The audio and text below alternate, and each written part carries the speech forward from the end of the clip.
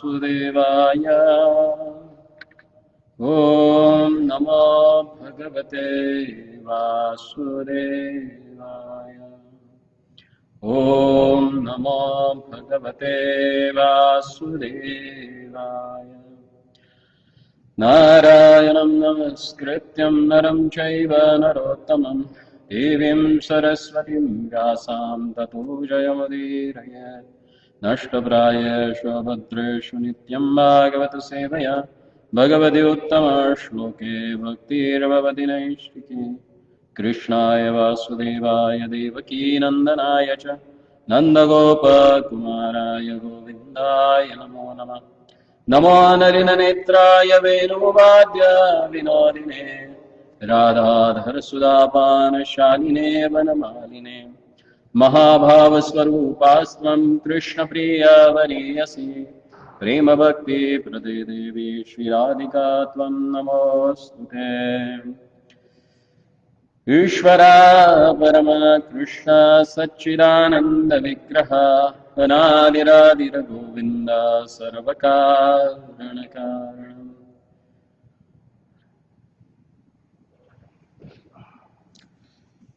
So we'll continue from Brahma Samhita. Last time we have discussed about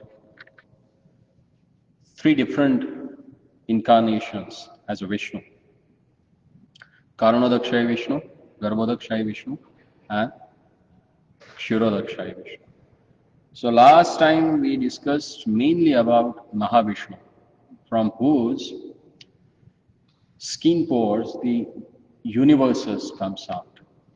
So when universes they appear, then what happened?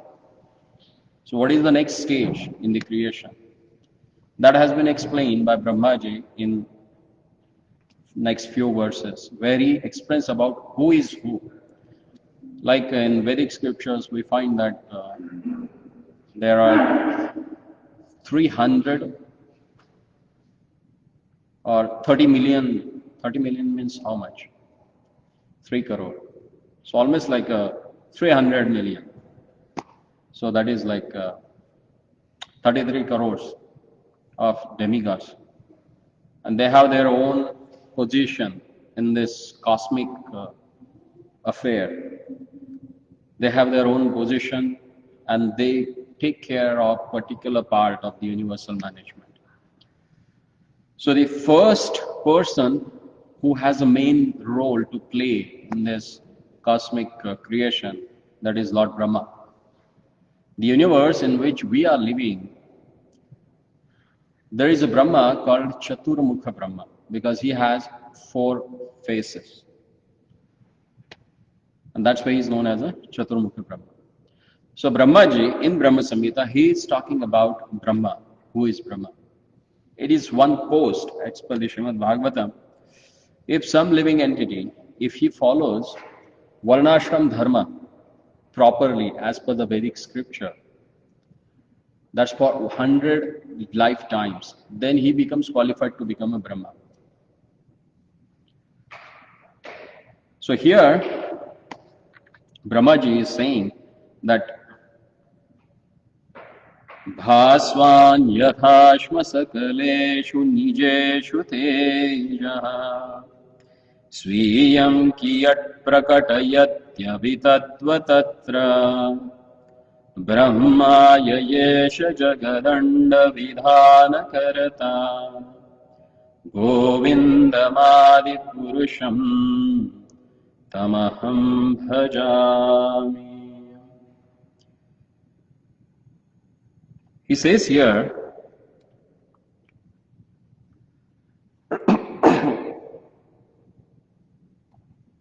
that I worship that Lord, that primeval Lord, who is known as a Govinda,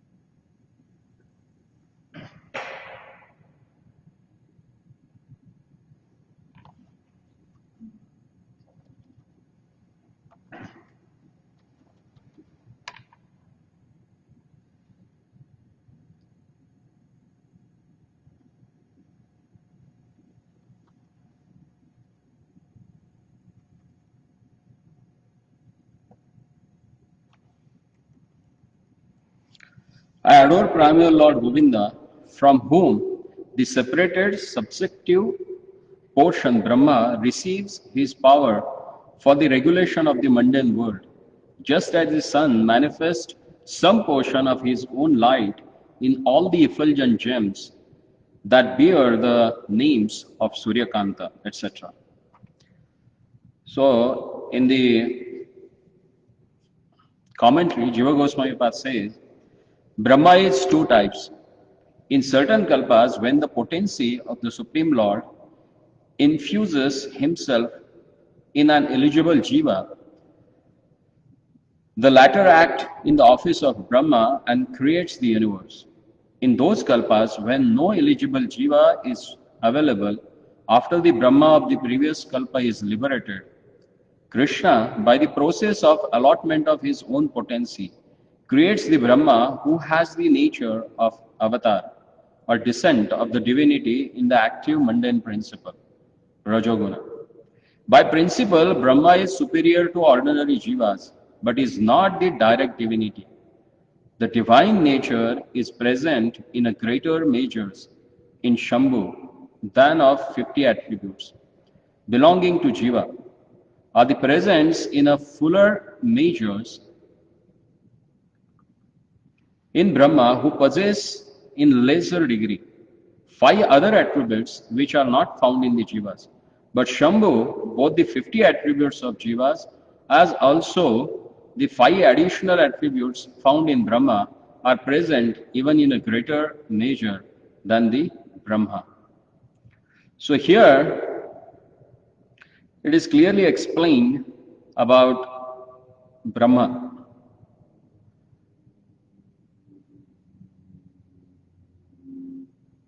Brahma, right now whom we are thinking about, is the living entity who is empowered by the Lord with all his potencies to create this material world. And as previously we have discussed already, that Brahmaji is having the same potency as that of the most important jiva, who is the predominating deity of mode of passion. Unless and until one has a passion, it is difficult to create something. And that's why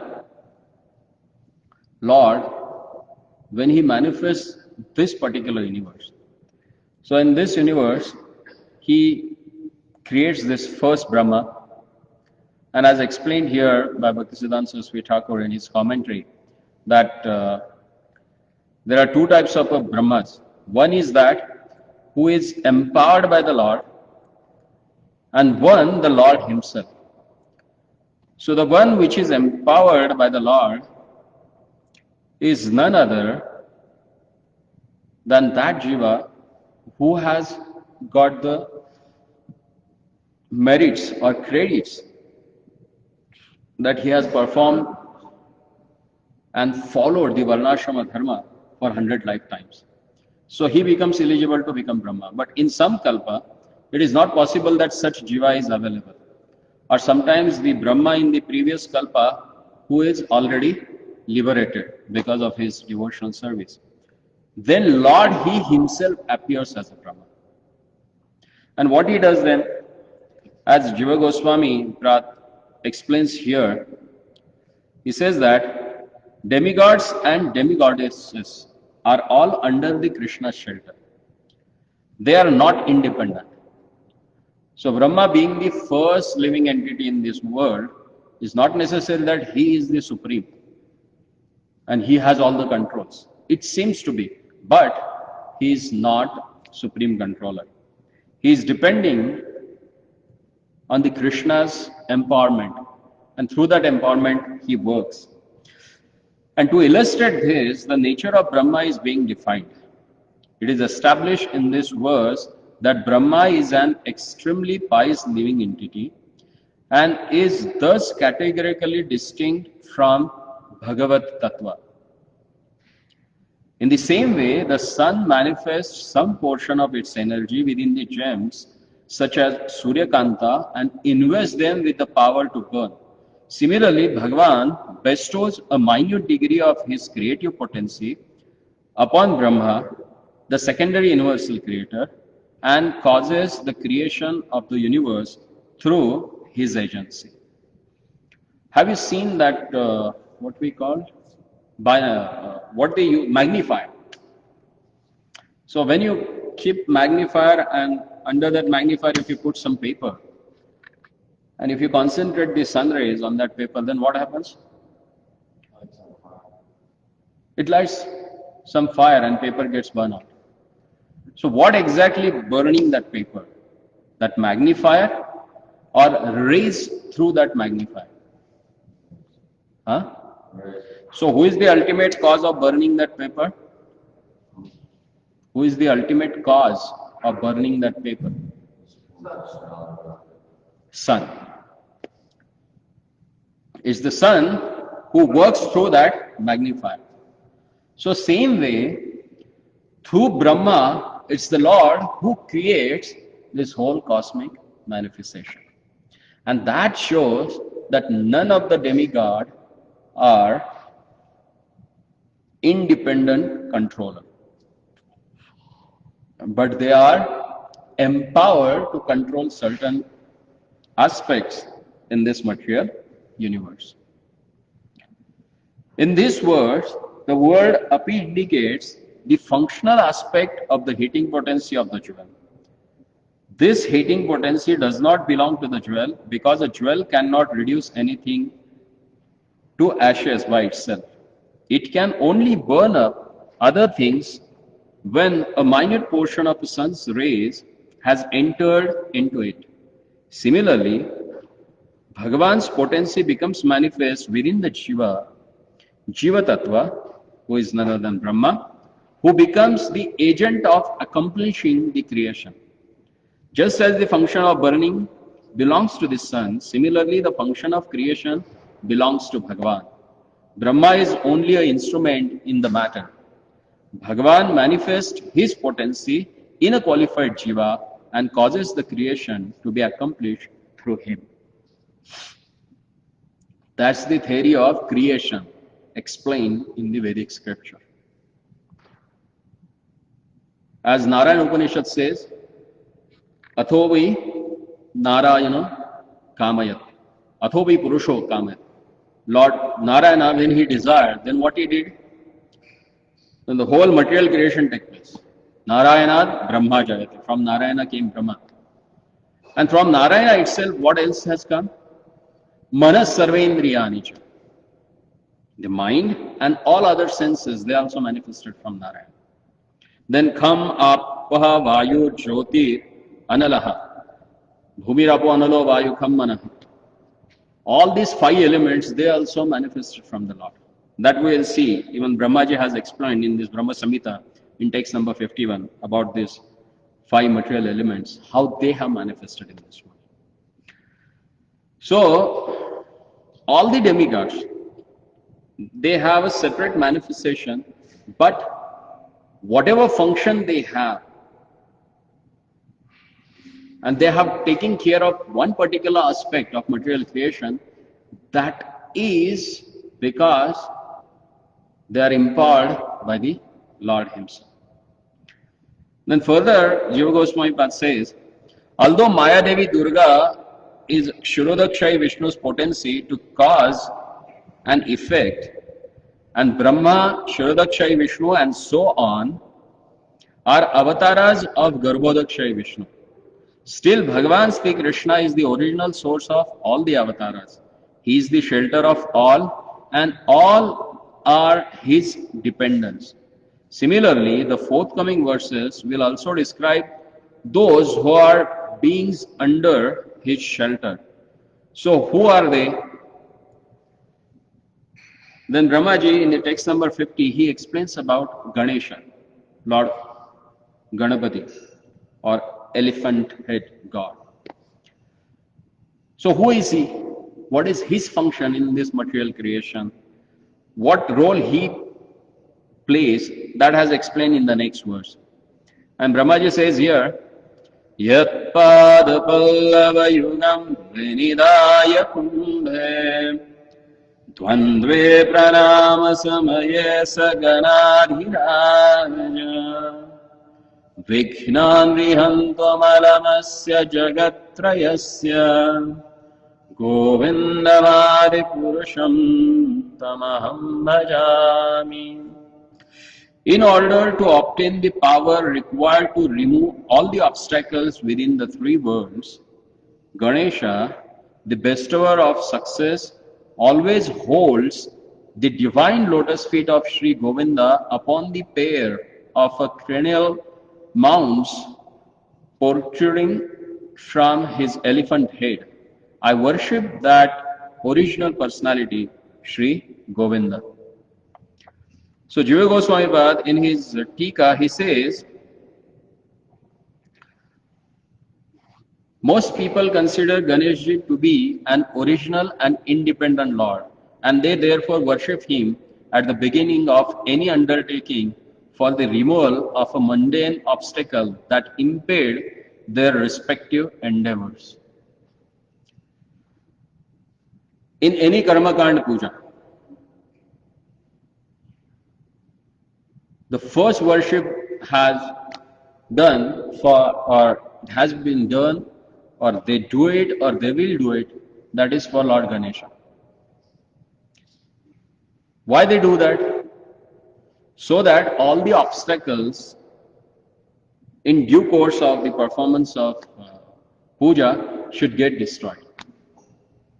And because of that, some people, they think that he is the main person. But Jiva Goswami clearly says that it's not. It's not that because he is a primeval Lord, that's why they worship him. No. But he is empowered for that particular function. He is empowered to eradicate the obstacles in our life. It is his duty. And who has given him that duty? And how he has got that power to destroy all that obstacles, that has explained in this verse. Jiva Goswami Pad says, this verse beginning with Yat Pada Pallav is being presented to resolve the issue of whether Ganesha should be worshipped as the original personality or not. Ganeshji is the monarch of the populace, and he always holds Sri Govinda's lotus feet upon the head, as he has that elephant head, so that he can obtain the power to remove all obstacles within the realm of birth and death. Thus it is by Govinda's mercy that Ganeshji bestows all success and removes the obstacles impeding those who bow down to him. Actually, Sri Govinda is the original bestower of the perfections and the remover of obstacles, as he alone is the original shelter of the universe. Intelligent men take exclusive shelter of him. Moreover, to reinforce this conclusion, the following example is being presented from the conversation between Kapil Dev and Devavati in Srimad Bhagavatam. Bhagavan Kapil Dev said, Yat pada nisrita sarita pravakrodrakena tirthena murya adikritena shiva shivo abhuta dhyaturmanah samala shaila nisrutavarjram dhyaye chiram bhagavatas charanarvindam. In Srimad Bhagavatam, 3rd Canto, 28th chapter, text number 22, it said that Shivji attained his intrinsic quality of auspiciousness by holding upon his head the pure water of the exalted river Bhagavati Ganga, who springs from the footwash of Sri Govinda. If one simply meditates upon those lotus feet, they vanquish all the invariabilities of his heart. Just as a thunderbolt hurled at the mountain smashes its only tiny fragments, therefore one should meditate incessantly upon the divine lotus feet of Bhagavan. So as explained in this particular verse, that all the powers, all the particular powers or specific powers that demigod they possess, the source of all these powers is Lord Govinda. In conclusion, it may be said that all kinds of abilities and powers are attended by the mercy of his lotus feet. And without that mercy, everything becomes useless. Thus, one should meditate upon Bhagavan Sri Hari, who is all auspicious. So, Bhaktisiddhanta Saraswati Thakur, in his Tatparya, he says, Sri Ganesha is a special authority who is empowered by the Bhagavan to perform the duty of destroying the obstacles on the path of progress for the entire universe. He is certainly the object of worship for a people possessed of the appropriate eligibility. Moreover, among all the demigods, he is counted as one of the 5 worshipable forms of a Brahman with attributes, Saguna Brahma. Ganesha is a demigod who has been empowered with authority by Bhagavan. All of his glories are manifest only by Sri Govinda's mercy. So this particular verse, it clears about the question that whether Lord Ganesha is the primeval Lord or we should worship him as a supreme person. And Jiva Goswami Pad, Bhaktisiddhanta Saraswati Thakur, and even Brahmaji also has clearly mentioned what the power for which he is worshipped, that power is bestowed by Lord Govinda to him. And Bhaktisiddhanta Saraswati Thakur says that there are 5 worshipable forms of a Brahman. Sagun. Sagun means with a form.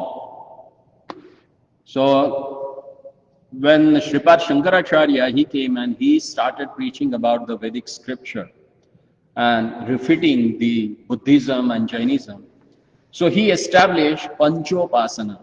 Panchopasana means worshipping that same Brahman in 5 different aspects. The first aspect is Vishnu, worshipping the Chaturbhuj form of a Vishnu. Second one, worshipping Lord Shiva, worshipping Surya, the sun god, worshipping Durga, Shakti, the energy of the Lord, and worshipping Ganesha. There are 5 different worshippers in Vedic system, and they are categorically divided into 5 categories according to their worshipable deity. There are Vaishnavas who worship Lord Vishnu. There are Shaivas who worship Lord Shiva. There are Ganapatayas who worship Lord Ganesha. There are Shaktas who worship Shakti. And there are Sauras who worship Lord Surya, sun god. So according to Sripad Shankaracharya, he says that Lord who does not have any form, he takes form in this particular 5 different forms. It's called as a Saguna Brahma, and they worship this 5 worshipables as topmost. So for Sauras who worship Lord Surya, it is said that he is the topmost for them. They don't go beyond that. Same with the Shaktas. For them, everything has manifested and came from Shakti. The same thing with Shaivas. For them, the original personality is Lord Shiva. The Ganapatayas or Vinayakas who worship Lord Ganesha, for them, everything has manifested from the originals, and that original person they think as Ganesha. But that is as per their understanding and according to the development of their consciousness. But ultimately, Brahmaji, here in this Brahma Samhita, he clearly explains who is the supreme, topmost, and from whom everything gets manifested. So already we have seen about Durga, we have discussed about Lord Shiva, Shambhu, we have discussed already about Vishnu, three different Vishnus in categorically. Then we have discussed about Brahmaji, and now we have discussed about Ganapati or Lord Ganesha. So in the next word, text number 51, Brahmaji is explaining about Pancha Mahabhuta, the five main material elements from which everything in this material world has manifested. So what he says, Agnir Mahir Gagana Ambu Marudishascha Kalastatatma Manasiti Jagatrayani Yasmad Bhavanti Vibhavanti Vishanti Yamcha Govindamari Purusham Tamaham Bhajami. He says the three worlds have been created from 9 elements, namely earth, water, fire, air, space, the directions, time, the mind, and soul. I worship the original personality, Sri Govinda, from whom the elements have originated, in whom they are situated after their manifestation, and into whom they enter at the time of cosmic annihilation. Jiva Goswami Pada has not given much purport on this. He says everything is clear here. No need to give more elaborate description or explanation on this. But Bhaktisiddhanta Saraswati Thakur, he make a point that we need to understand the material creation. It's not just Big Bang theory that something has bang, blasted and things got manifested here. Do you believe in that? But modern scientists, they do believe. They said that there was a Big Bang and everything got created. So there must have been a lot of creation in India then, because there were so many bang, so many times. But nothing has manifested from that. Things got destroyed. Then what is the source? As explained in the Narayana Upanishad, it says that Atha Purushoha Vai Narayano Kamayat Prajaha Srujayeti. Lord Narayana, the Purusha, the enjoyer, the first predominating enjoyer, he desired and the creation took place. How it came? It started from the subtle things. What is the first thing came? Narayanat Pranaha Jayati. The breathing, the prana, breathing air, that manifested first. Then Manaha Sarvendriyancha, the mind, and then the senses. There is a sense perception, the object of the senses. First the mind came and then object of the senses came. So what are the objects of the senses? Shabda, Sparsha, Rupa, Rasa and Gandha. So what first manifested? Kham, Akash. From what? Shabda, that is word. So everything in this world is manifested from the world. And that's why Omkara is considered as the source of everything in this material world. So Kham, Vayu, Apaha, Jyotir, Prithvi, Vishwasya Dharini. Kham in Akash, space, Vayu, because when space is there, then came the Vayu. Because space is occupied by the air. Space does not have form. Vayu does not have any form, but it has a sound. Then what came? Then came the form, that is fire. From air came fire.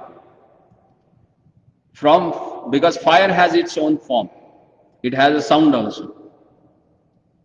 And then from fire came water. So water has a form, has a sound, and one more thing. What is that? Taste. It has its swada, shabda, rupas, rasa. It has its own taste. And then came earth, Prithvi Vishwasya Dharani, which holds everything. Water has form, earth has form, has a shape, has a sound, has a form, has a taste, and one more thing, it has its gandha, aroma. Every earth has its different aroma. So everything is there in the Mother Earth. So these 5 material elements, which are called as the Pancha Mahabhuta, and there are 4 more that has been explained here. Kalaha. Kala means time. Mana. And soul. And directions. So these 9 things are present there in each and every created things in this material world. And as Narayana Upanishad says, Narayanad pravartante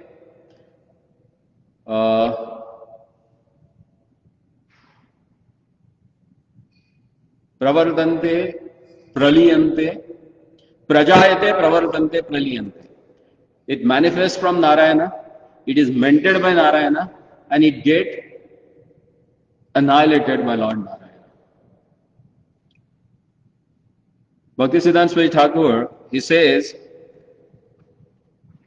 the entire universe is composed of nothing but the 5 gross elements, earth, water, fire, air, and space, plus the directions, time, the Jivatma, and the mental principle allied with the conditioned soul's subtle body, which consists of mind, intelligence, and false ego. See how it works.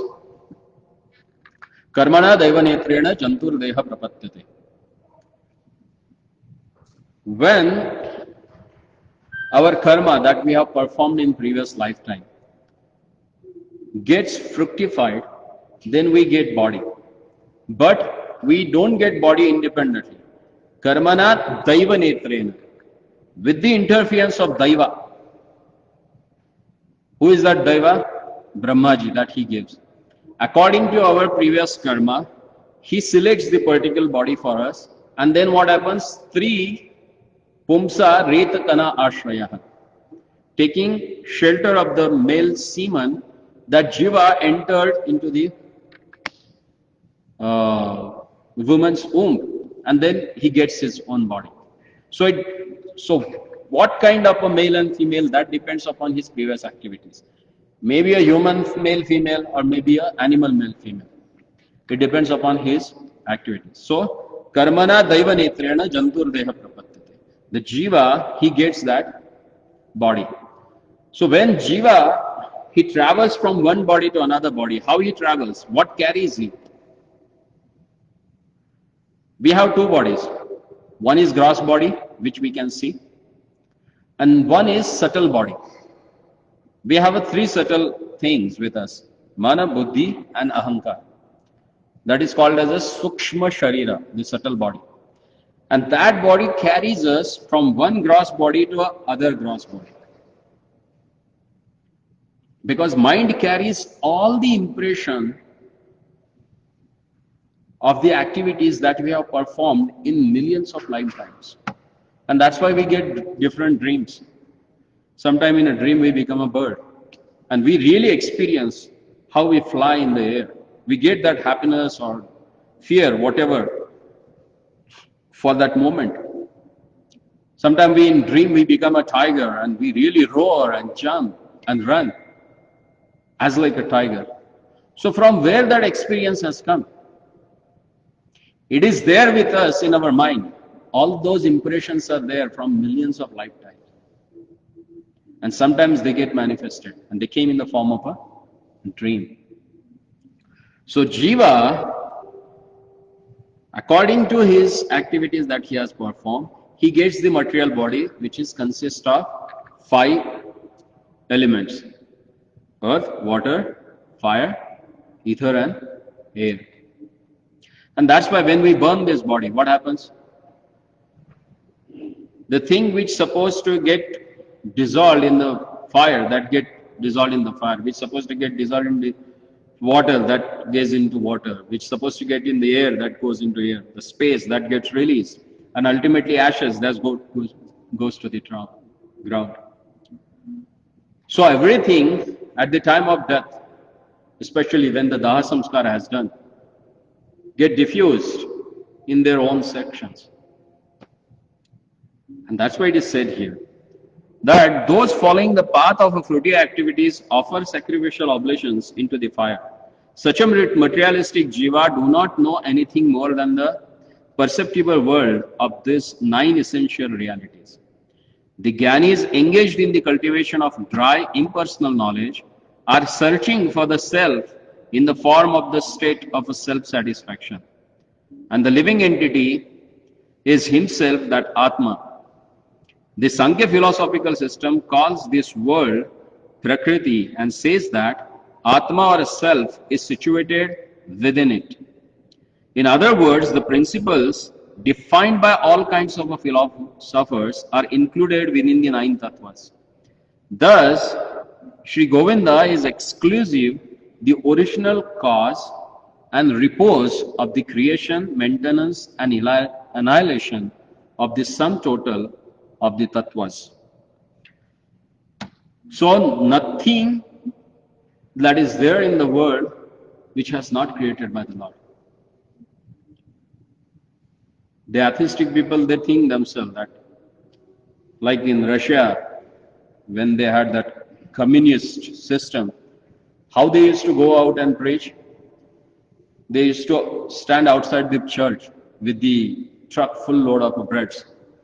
And they used to ask the person who is to come out of the church, now you pray to your God and let's see if he provides you bread. So they used to pray and nothing is to come. Then they said, now you ask us. Then they used to ask them and they used to take out bread from the truck and give it to them. And thus they used to say, don't believe in all this system. God does not exist. It's we who provides you. But these fools, they do not know that they don't manufacture grains in factories, do they?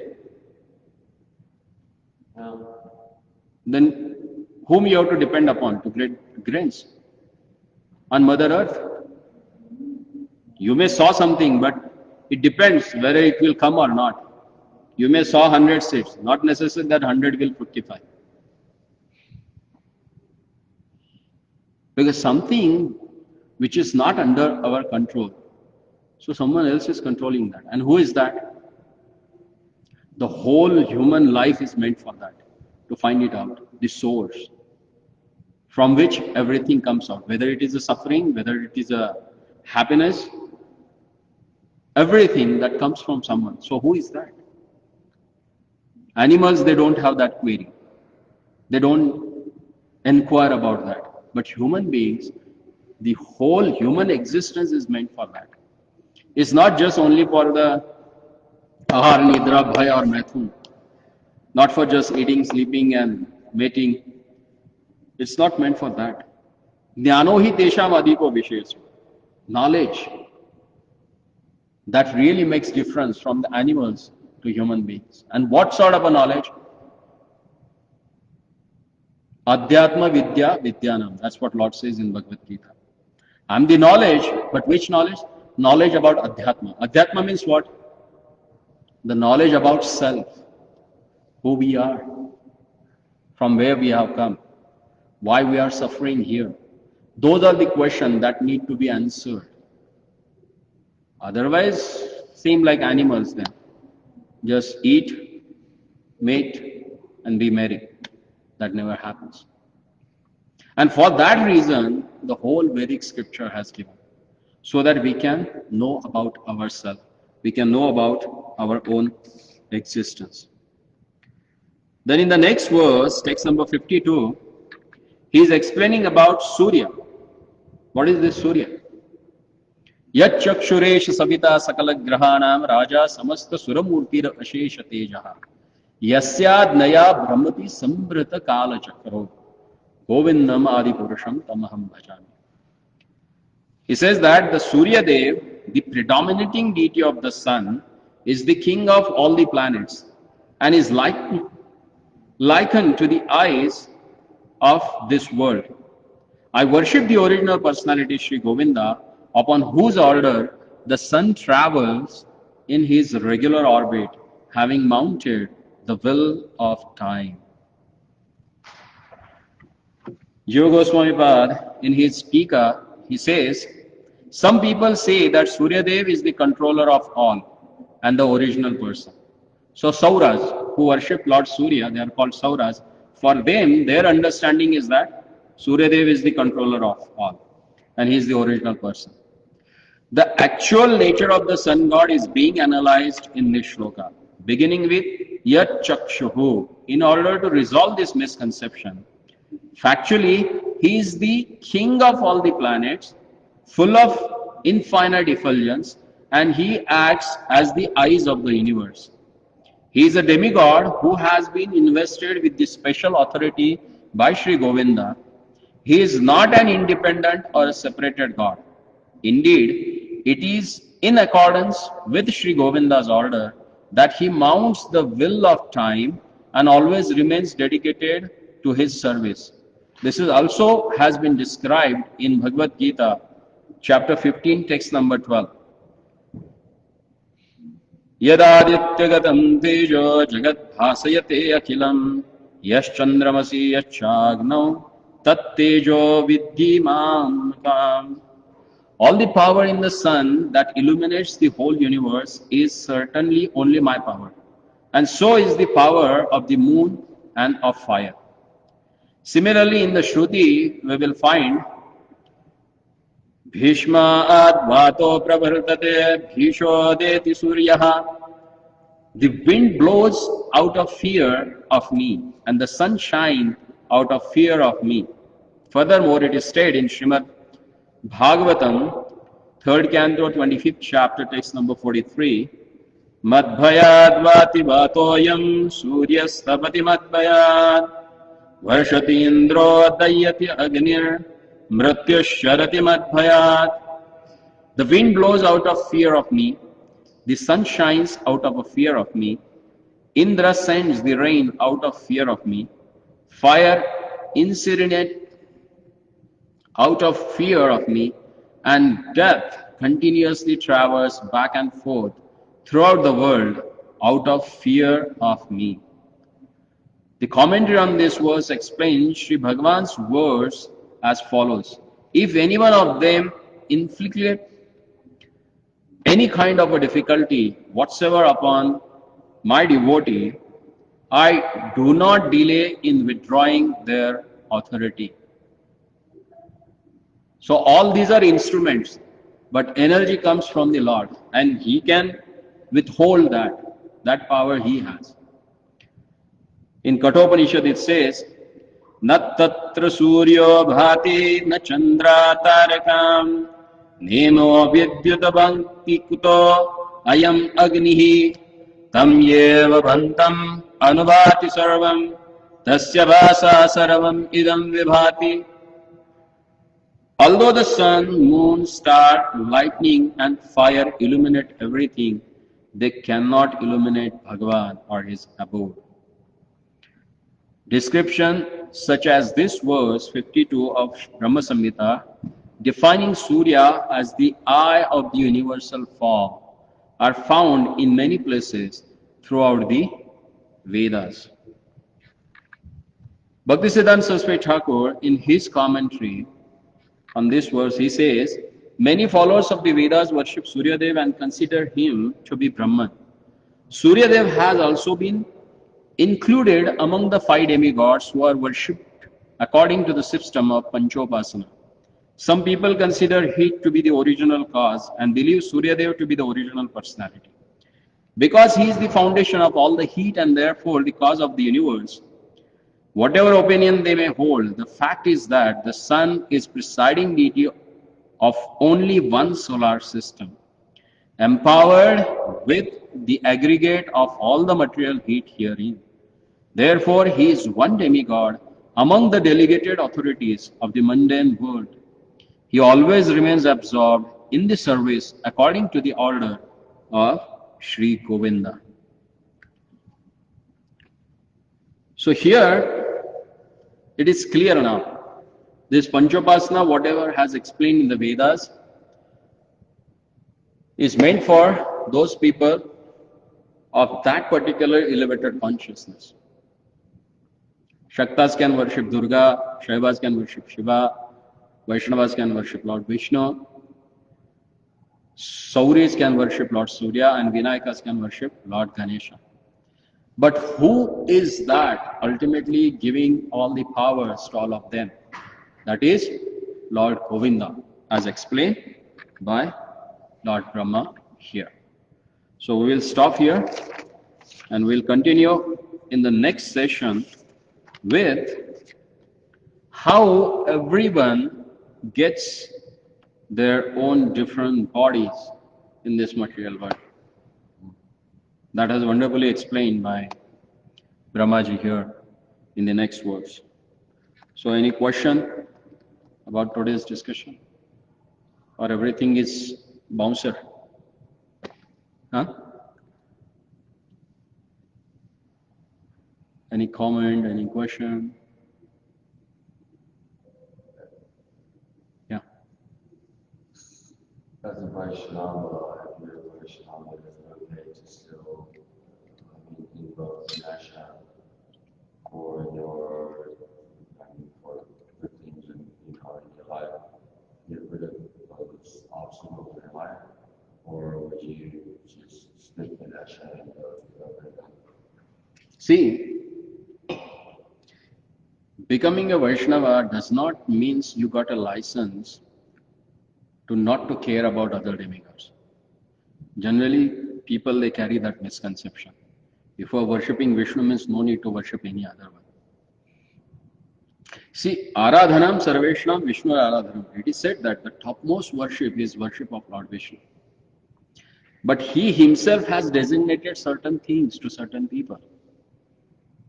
And in Srimad Bhagavatam it is explained. If you want certain thing, you go to that particular person. Don't go to the Lord for all that small things. Like if someone wants leadership, Bhagavatam says you go and worship Lord Shiva.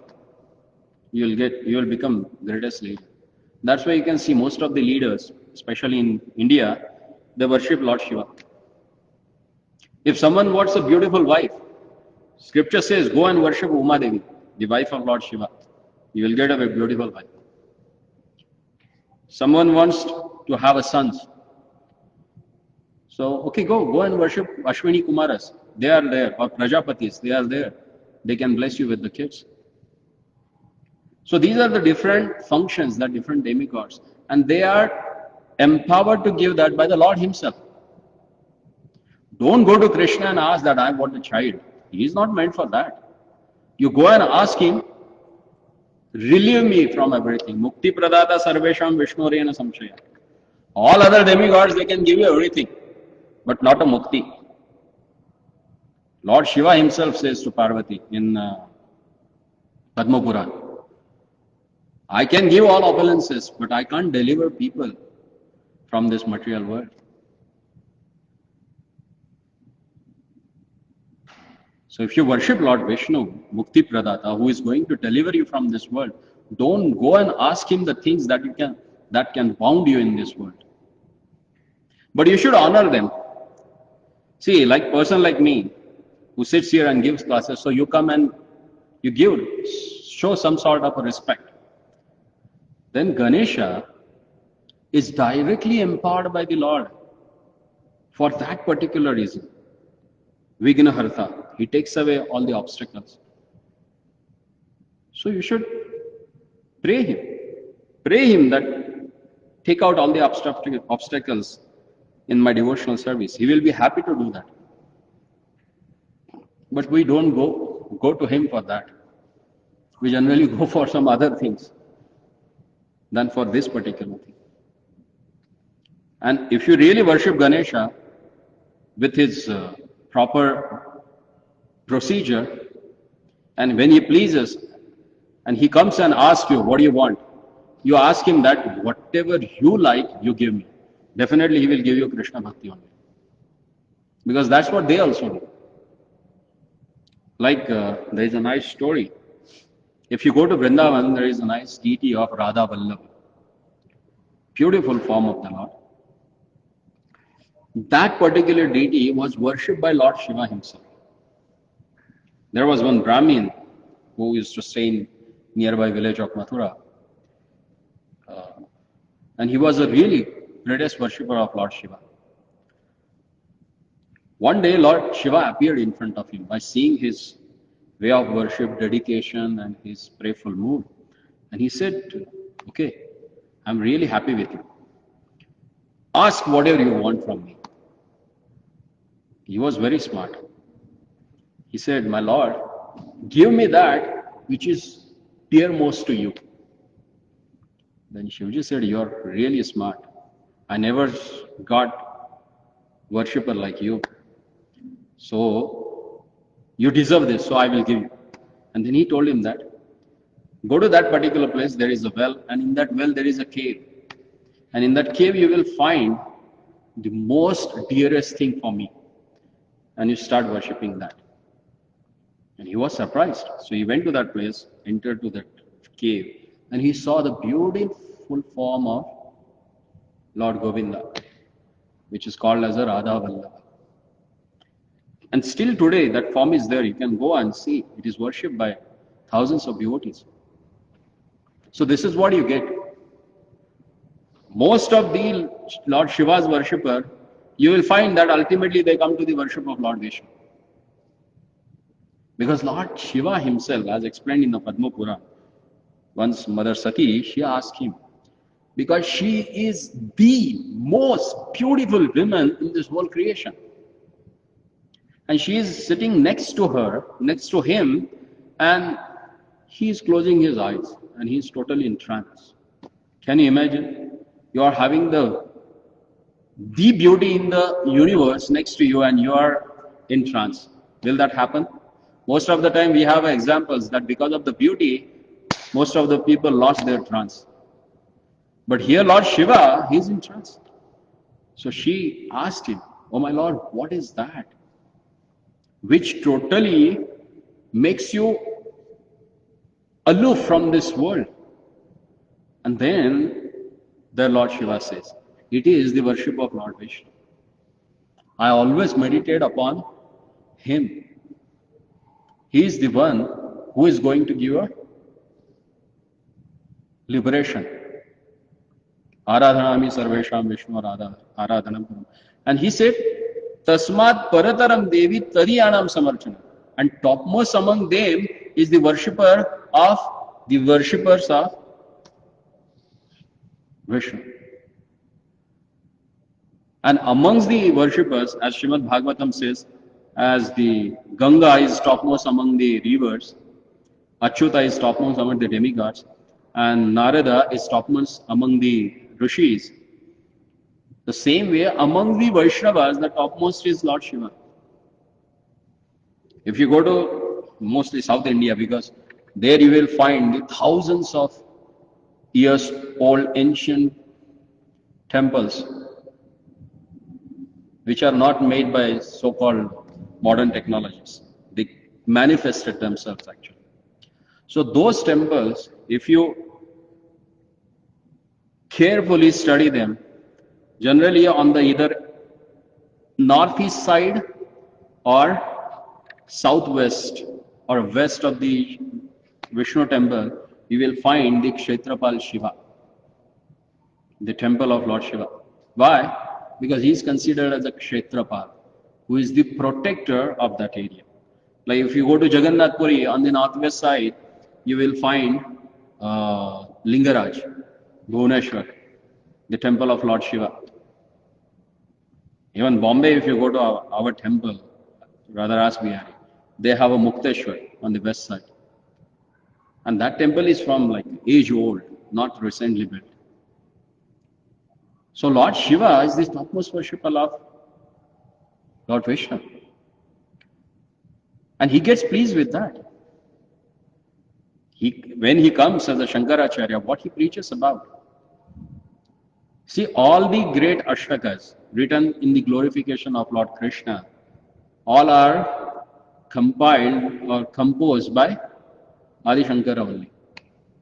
Achyutashtakam, Damodar,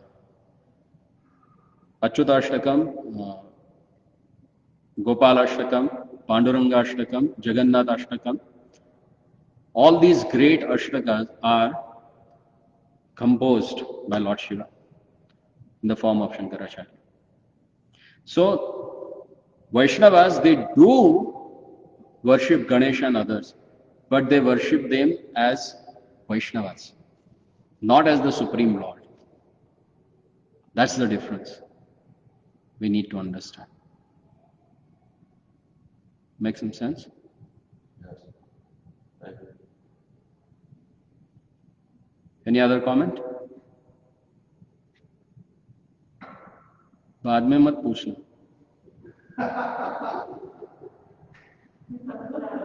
हाँ?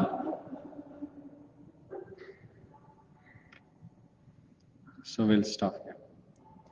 श्री ब्रह्म संहिता की जय, श्री कृष्णचंद्र भगवान की जय, श्रील प्रभुपाद की जय.